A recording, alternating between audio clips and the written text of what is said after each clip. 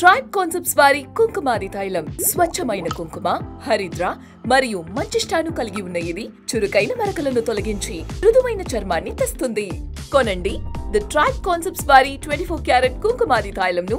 అయితే మధ్యలో ఒక నిహారిక అంటే తను ఒక మంచి నిహారిక జడ్జిమెంట్, నాకు చాలా నమ్మకం నిహారిక జడ్జిమెంట్ మీద. చాలా బాగా జడ్జ్ చేస్తుంది, ఎక్సెప్ట్ హర్ ఫస్ట్ ఫిలిం. మిగతా అన్నీ పర్ఫెక్ట్గా జడ్జ్ చేసింది.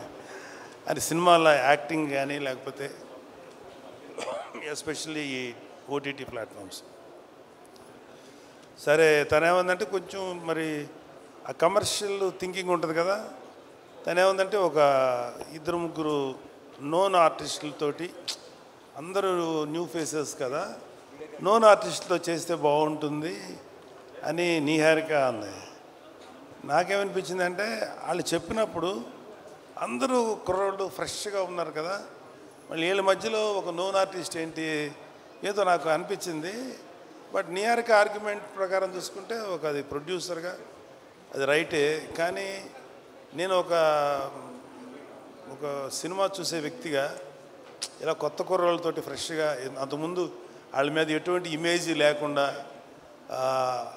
అంటే కంటెంట్ మాత్రమే మన బ్రెయిన్లోకి వెళ్తుంది అనే నమ్మకంతో నాకు అది అనిపించలే. నేను అక్కడ డిఫర్ అయ్యాను నిహారికతోటి. బట్ అల్టిమేట్గా డైరెక్టర్ అనుకునేది చేశాడు.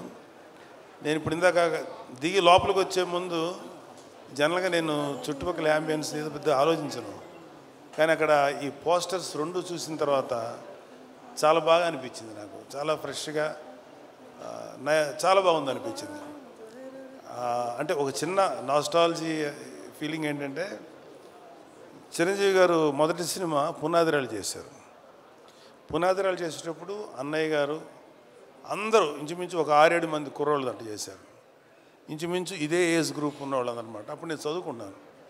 నవాబ్ ఇదిగోరా ఈ సినిమా ఇట్లా ఉందని చూపిస్తే, నేను దీంట్లో ఈ క్యారెక్టర్ చేశాను, ఇలా చేశాను అని అన్నయ్య నాతో షేర్ చేసుకున్నాను. అన్నయ్య కూడా ఎంతూజియాస్ట్. అన్నయ్యకి 26 ఏళ్ళకి వెళ్ళిపోయాడు ఇండస్ట్రీకి. ఐ థింక్ వీళ్ళందరికీ అదే ఏజ్ గ్రూప్ ఉంటుంది, 22, 23, 24. సో 25 ఏళ్ళకి అన్నయ్య నాతో షేర్ చేసుకుంటుంటే, మాకు కూడా మా అన్నయ్య సినిమాలో యాక్ట్ చేస్తున్నారు కదా, అదొక చిన్న సాటిస్ఫాక్షన్ ఉండేది. సో అక్కడ కూడా విలేజ్లో వీళ్ళందరూ యంగ్స్టర్స్ అందరూ చేస్తుంటే బహుశా అలాంటి ఫీలింగే వీళ్ళలో కూడా వచ్చి ఉంటుందేమో, అలాంటి ఎమోషన్స్ వచ్చి ఉంటాయేమో అనిపించింది. అలాగే మనూరు పాండవులు చేసినప్పుడు కూడా అంత అందరూ ఇంచుమించు ఒక భానుచందర్ కాదు, ప్రసాద్ బాబు గారు తప్ప అందరూ కొత్త వాళ్ళే, అది 5గురు. సో నాకు అంటే ఇప్పుడు పెద్ద హీరోస్ ఉన్నారు ఇక్కడ, అడవి శేషు ఉన్నారు, వరుణ్ బాబు, తేజు, ఇంకా చిరంజీవి గారు, పవన్ కళ్యాణ్ గారు, డిప్యూటీ సీఎం, ఇవన్నీ కాకుండా ఇంకా వెంకటేష్ గారు, నాగార్జున గారు, ఎన్టీఆర్, నేమ్ ఎనీవన్, అల్లు అర్జును, లేకపోతే ఇంకా చరణ్ బాబు, ఇంతమంది ఆర్టిస్టులు. వీళ్ళందరూ సినిమాలు చూసేటప్పుడు ఏమవుతుందంటే వాళ్ళకు ఒక ఆరా ఉంటుంది, ఏదో జరిగిపోతుంది, ఏదో చేస్తారు అనే ఎక్స్పెక్టేషన్తో వెళ్తారు. ఇలాంటి సినిమాలకి కేవలం ఒక మంచి పబ్లిసిటీతోటే ముందుకు వెళ్తే 100% సాటిస్ఫాక్షను ఇలాంటి సినిమాల్లో వస్తుంది. ఎందుకంటే మాకు ఏ ఎక్స్పెక్టేషన్ లేకుండా చూడటం వల్ల. సో నాకు ఈ మధ్యకాలంలో శేఖర్ కమ్ములు గారి, ఈ మధ్యకాలం కాదు చాలా కాలం అయింది, శేఖర్ కమ్ములు గారి సినిమా ఒకటి వచ్చింది, హ్యాపీ డేస్. ఎస్, ఆ తర్వాత అంటే ఎక్కడైతే యంగ్స్టర్స్ ఉంటారో అక్కడ ఏంటంటే నాకు అనిపించేది వాళ్ళలో ఎనర్జీ ఉంటుంది, ఒక తెలియని ఎనర్జీ ఉంటుంది. అది ఒక్కొక్కసారి ఓవర్బోర్డ్ అవుతుంది, ఒక్కొక్కసారి కొంచెం ఏదైనా తేడా జరగచ్చు. కానీ ఏది జరిగినా ఆ ఎనర్జీ తాలూకు ఇంపాక్ట్ మాత్రం ప్రతి ఒక్కళ్ళు ఫీల్ అవుతుంటారు. సో ఈ సినిమాకి చెప్పిన కథ, మన వంశీ చెప్పిన కథ మాత్రం నాకు చాలా నచ్చింది. సరే ఇక్కడ ఆర్టిస్టులుగా చూసుకుంటే ఒక కురువృద్ధుడు సాయి కుమార్ తప్ప మిగతా అందరూ కొత్తగా ఉన్నారు. కానీ ప్రతి కుర్రోడి వెనకాల అవి కేవలం స్టిల్స్లా లేవు, వాళ్ళ వెనకాల వాళ్ళ యాటిట్యూడు, వాళ్ళ ఏదో ఫీల్ తెలుస్తుంది అక్కడ చూస్తున్నంటే.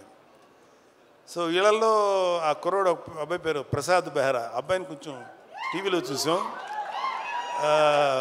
మంచి డైలాగ్ రైటరు, కానీ అతనికి సినిమాలో చేయాలని కోరిక ఉంది. Prasad, you can try for a good dialogue writer, అది కూడా ట్రై చేయి. ఎందుకంటే కొన్ని ఎపిసోడ్స్ చూశాను టీవీల్లో తను చేసింది, చాలా బాగా రాస్తున్నాడు, చాలా కాంటెంపరీగా రాస్తున్నాడు. మిగతా వాళ్ళ గురించి నాకు ఇంకా డీటెయిల్ తెలియదు కూడా తప్పుగా అనుకోకుండా మీరు అందరూ డెఫినెట్గా ఎక్సలెంట్గా చేస్తుంటారు.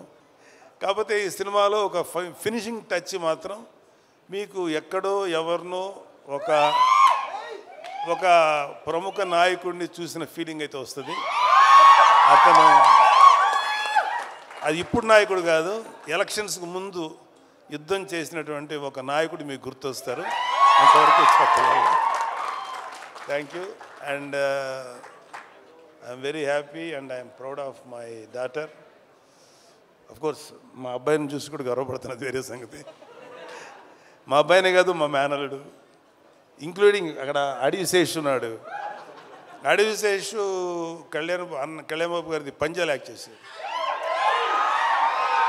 చేసినప్పుడు అడివిశేష్ మీద కోపం వచ్చేంత విలన్ క్యారెక్టర్ చేశాడు. ఎవడరా బాబు ఇంత దుర్మార్గుల్లో ఉన్నాడు అనిపించింది. కానీ అతని ఇంటెన్స్ యాక్టింగ్ చూసి అమ్మాయి ఆ కోపం వచ్చిందంటే అర్థం ఏంటి, అతను అంత ఇంటెన్సిటీ అనిపించింది. ఆ తర్వాత అతను హీరోగా మారి వండర్ఫుల్ ఫిలిమ్స్ చేశారు. ఒకటే చెప్తున్నాను ఇవాళ, ఇంకొక చిన్న విషయం. సుమా, కెన్ ఐ స్పీక్ సార్? మాకు మాట్లాడితే మమ్మల్ని మెగా ఫ్యామిలీ, వీళ్ళు తప్ప ఇంకెవరు ఉండరు అనేటువంటి అలా కొంతమంది ఫ్యామిలీస్ మీద ఈ పనికి మాలిన మాటలు మాట్లాడే ఎదవలు చాలామంది చూస్తారు. మాకు అలాంటి ఫీలింగ్ లేదు. సినిమా ఇండస్ట్రీ మా అబ్బ సొత్తు కాదు, మా నాన్న సామ్రాజ్యం కాదు, మా తాత సామ్రాజ్యం కాదు. అలాగే మన అక్కినేని గారి ఫ్యామిలీయో నందమూరి ఫ్యామిలీ సామ్రాజ్యం, అది అందరిది ఇది. సో ఇవాళ అడివిశేషు గారు లేకపోతే ఎంతోమంది యంగ్స్టర్స్ ఫిల్మీ ఫ్యామిలీ సంబంధం లేకుండా దే ప్రూవ్డ్. వాళ్ళకి ఎవరు అడ్డం వచ్చారు, వాళ్ళ టాలెంట్స్ వాళ్ళు పైకి వచ్చారు. ఏమో ఇప్పుడు ఈ కుర్రాళ్ళల్లో ఎవరు ఏ రేంజ్కి వెళ్తారో ఎవరు ఊహించను కూడా ఊహించలేరు. ఏమో ఎంత గొప్పగా వెళ్తారు. ఎందుకంటే ఇవాళ ఒక సినిమాలే కాదు, ఎన్నో ఓటీటీ ప్లాట్ఫామ్స్ ఉన్నాయి. వాటిలో దేంట్లో వచ్చినా అద్భుతమైన పేరు వస్తుంది. సో ప్రతి వాళ్ళు ఫస్ట్ ఏంటంటే ఒక మంచి కంటెంట్ ఉన్న సినిమాకి, కథ ఉన్న సినిమాకి ట్రై చేయండి.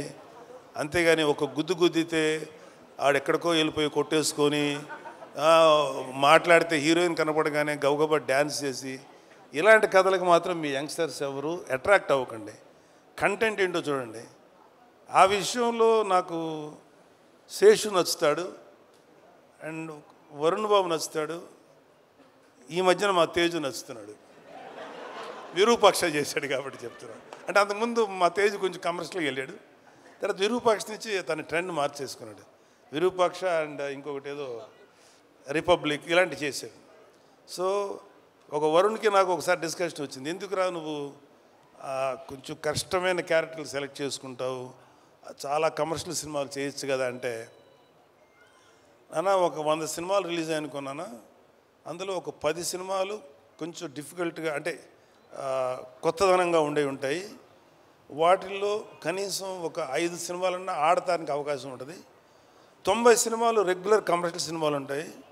ఈ 90 సినిమాల్లో ఒక 10-15 ఆడతాయి. మరి ఎక్కువ ఆడుతున్నాయి కదా అన్న, కానీ రేషియో చూసుకున్నాను 90లో 10 ఆడతాయి, ఇక్కడ 10లో 5 ఆడతాయి. కాబట్టి ఎప్పుడు కూడా ఒక కొత్తదనం కోసం వెళ్తేనే యాక్సెప్ట్ చేస్తారని చెప్పి, అది నాకు చిన్నవాడైనా వాడిచ్చిన రియలైజేషన్. అలాగే నిహారిక అంటే కొంచెం సెల్ఫ్ వేసుకోవాలి కదా నా పిల్లల గురించి, తప్పదు. ఎవరు సెల్ఫ్ వాళ్ళు వేసుకున్నారు, ఇక్కడ మన డబ్బా మనమే కొట్టుకోవాలి కదా. ఏదో గుర్తు రావక్కర్లేదు, నేను సీరియస్గా అంటున్నా. Niharika my sweetest kid. ఎంత స్వీటెస్ట్ అంటే ఇలాంటి చిన్న పిల్లప్పుడు ఒక 3 ఏళ్ళు ఆ టైం ఉన్నప్పుడు ఇంకా స్టార్ట్ అవుతుంది కదా. 4 ఏళ్ళ తర్వాత 5 ఏళ్ళ తర్వాత అమ్మ ఇండిపెండెంట్గా పడుకోండి అంటే ఆ బెడ్రూమ్లోకి వెళ్ళి పడుకునేది వాళ్ళమ్మ వంటింటికి వెళ్ళాక సైలెంట్గా వచ్చి నేను ఇక్కడే పడుకుంటాననేది. సరే అమ్మ మరి మీ అమ్మ తన్నేసి బయటికి పంపుతుంది కదా, అమ్మ చూడకుండా దాచిపెట్టేది. అప్పుడు నా షర్ట్ తీస్తే షర్ట్ లోపల దాక్కునేది. అప్పుడు ఇంత ఉండేది కదా, ఇంతే ఉండేది. దాక్కొని పడుకొని పద్మ వచ్చేది, ఎక్కడుందని దాని తెలుసు పడుకుంది. పద్మ లేదు పద్మ ఇక్కడ అని చెప్పాడు. ఇలాగేదో సో ఒకటే చెప్తున్నాను. ఇప్పుడు ఇందాక ఒక పాప ఎవరో ఎమోషనల్ అయ్యింది. ఇవాళ మన కళ్ళ ముందు ఆడపిల్లలు ఎంత గ్రోత్ చూపిస్తారు, ఎంత గొప్పగా ఎదుగుతారనేది మన సుమ. నాకు తెలిసినంత వరకు సుమ కామెడీగా మాట్లాడుతుంది, సరదాగా ఉంటుంది. కాబట్టి నేను ఎప్పుడు సుమాని కామెడీగా తీసుకోను. ఎందుకంటే నాకు తెలిసి ఈరోజు కాకపోయినా ఇంకొక 1 year తర్వాత 2 years తర్వాత అయినా డెఫినెట్గా సుమ ఒక legendary anchor, legendary host. Suma చాలా గ్లామరస్గా స్టైలిష్గా ఉండదు. సుమ ఎక్కువ ఏమన్నా, కానీ సుమ స్టేజ్ ఎక్కిందంటే దుమ్ము దులిపేస్తుంది. నేను చూసింది సుమ ఉందా పర్లేదు కొంచెంసేపు మనకి టైంపాస్ అవుతుంది అని, అలా ఉంది సుమ. జబర్దస్త్ వాళ్ళ అదృష్టం ఏంటంటే అప్పటికి జబర్దస్త్ వాళ్ళు రాకముందు సుమ ఇండస్ట్రీకి వచ్చింది. సుమ జబర్దస్త్కి రాకుండా చాలామందిని కాపాడింది. అంత గొప్ప అంటే ఆడవాళ్ళల్లో అంత కామెడీ ఉంటుంది అనేది నాకు కూడా అందలేదు. సుమాన్ చూసిన తర్వాత అమ్మ తక్కువ వాళ్ళు కాదురా బాబు. అలాగా ఆడపిల్లలందరూ కూడా జస్ట్ బ్రేక్ యువర్ చైన్స్. ఎవడు కూడా మిమ్మల్ని ఆపడానికి ట్రై చేస్తే మాత్రం మీరు ఆకండి. Prove yourself. The world is yours. ఈ ప్రపంచం మగవాళ్ళది ఒక్కడిదే కాదు, ఆడపిల్లలది కూడా, మీది కూడా. అలాగే ఆడపిల్లలు కూడా ఒకటి గుర్తుపెట్టుకోవాల్సింది ఏంటంటే లిమిటెడ్ థింకింగ్లో ఉండకండి. అమ్మో వాడికి వెళ్తే ఆయన ఏమంటారు, లేదా సార్ ఎవడి కోసం ఎవడు భయపడక్కర్లా. ఇవాళ your all in safe hands. ఇవాళ అటు తెలంగాణలో కానీ ఆంధ్రాలో కానీ ఆడపిల్లలకి అద్భుతమైన సేఫ్టీ ఉంది. ఎవడైనా ఆడపిల్లల్ని కానీ ఏదైనా చేస్తే మా దృష్టికి వస్తే మడత పెట్టి లోపల పెడతాం, తాట తీస్తాం. Don't worry. అమ్మాయిలు పాపలు మీరందరూ చక్కగా కష్టపడి మంచి పేరు తెచ్చుకోండి. నాకు ఇంకా అమ్మాయిలు ఇంకా సినిమా ఇండస్ట్రీలో కేవలం గ్లామరస్గా ఉండే క్యారెక్టర్లు కాదు, డైరెక్టర్లు అవ్వాలి, కెమెరామెన్లు అవ్వాలి, మ్యూజిక్ డైరెక్టర్స్ అవ్వాలి. ఇంకా చాలా గ్యాప్ ఉంది.